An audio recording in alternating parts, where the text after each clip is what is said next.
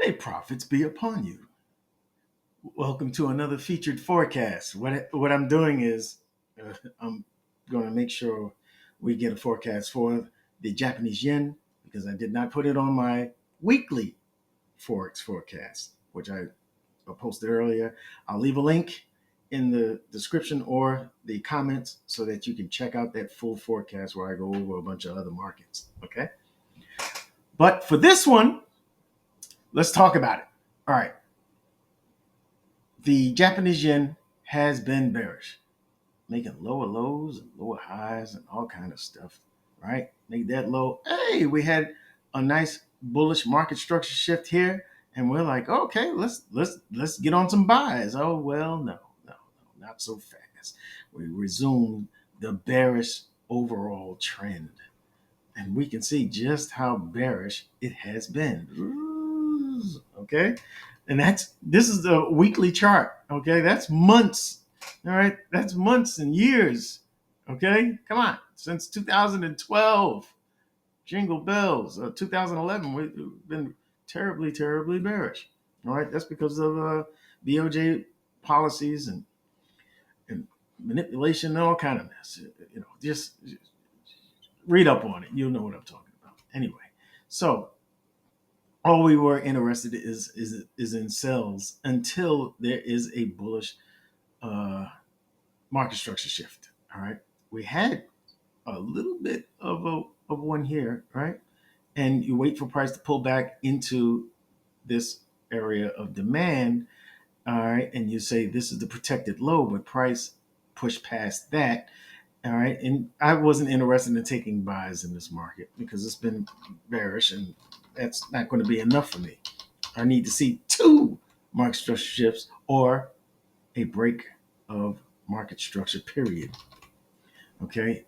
So we took this low very recently, and you see that we have 3 weeks of bullish activity. They're dojis, they're kind of indecisive. That's not nothing you want to take buys with. No way.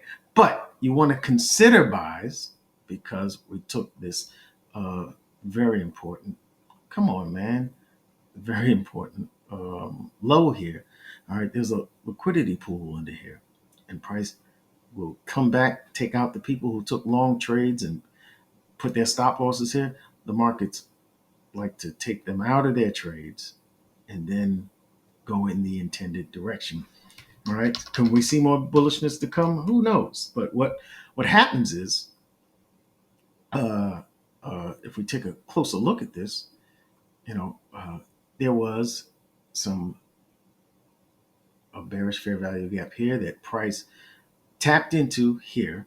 So that bearish fair value gap becomes non-existent after that. All right.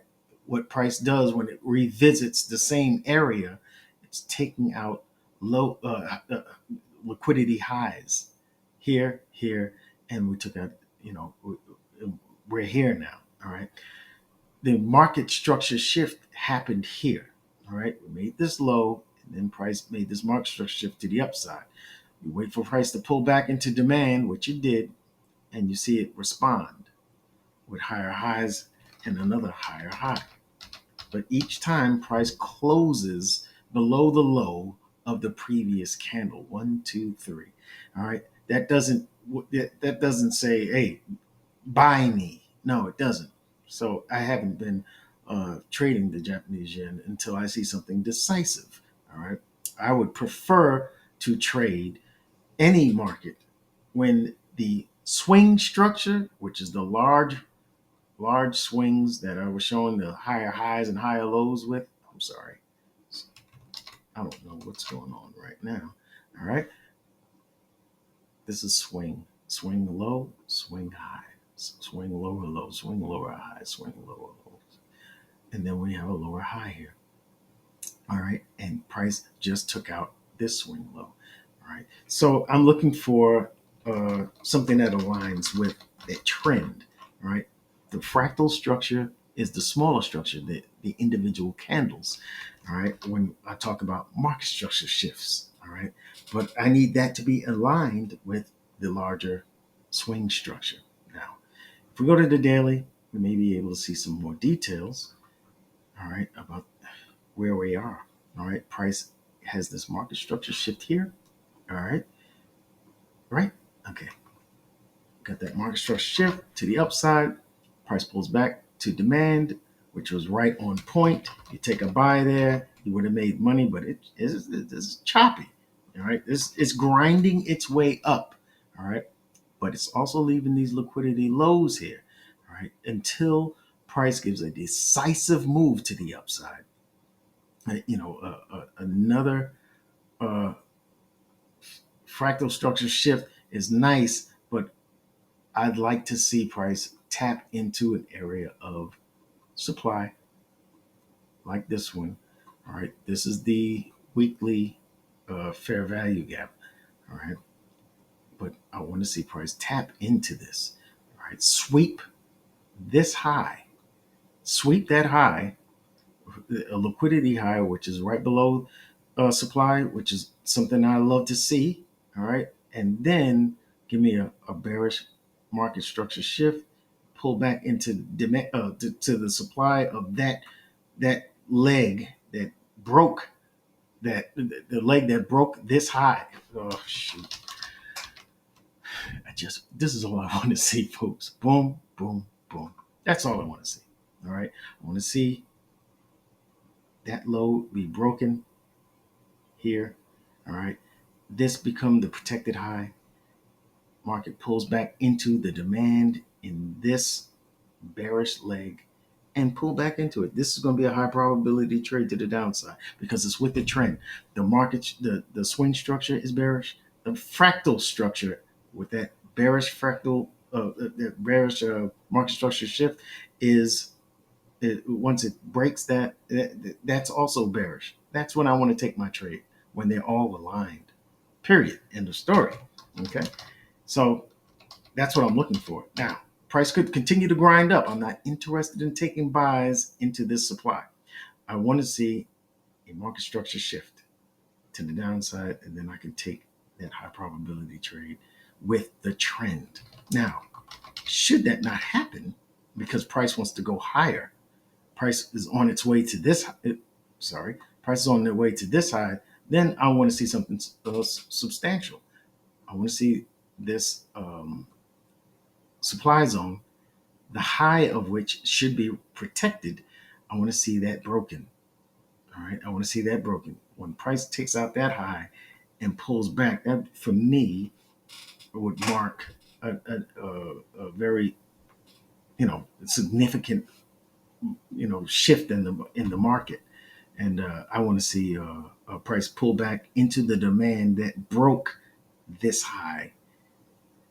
And once price pulls back into that, I will be interested in taking longs. Okay. When price pulls back here, when price pulls back here and holds, sweeps that liquidity low into this demand, hey, I want to see price give me another market structure shift to the upside, and I will be interested in taking that long because I would think that price is starting to the beginning of the retracement has happened. Why? Because the US dollar will likely become weakened. All right. If we just take a quick look at the US dollar, you can see the US dollar has hit a higher time frame area of supply. And I've talked about it for weeks if you've been watching my forecast, and you can see it drop. Come on, man.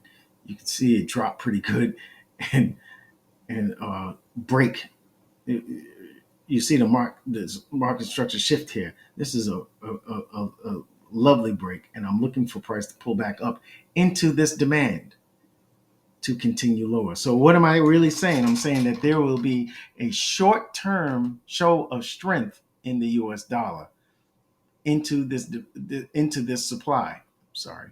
And then I'm looking for price to turn around because I'm thinking that there is a longer term, which I've been saying for a few weeks now, that a longer term bearishness that's going to happen with the U.S. dollar as the equity markets start to move up.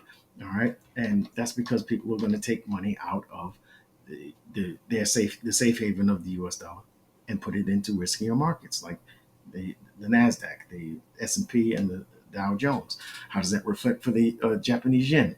Look at, while the US dollar was doing this, breaking, uh, giving a market structure shift to the downside, the yen was moving like this, like giving a market structure shift to the upside. So if the dollar gets weaker, you can expect the yen to gain some strength and run into this supply here. Now we'll see what happens once it gets there, but that's the way I'm looking at it. All right, I'm just going by the price action. I hope you like this video. If you do, make sure you smash the like button. All right, and uh, I promise I'll get it all in one video the next time. But I hope you'll forgive me for this time, and I will see you in the next video. Thank you for watching.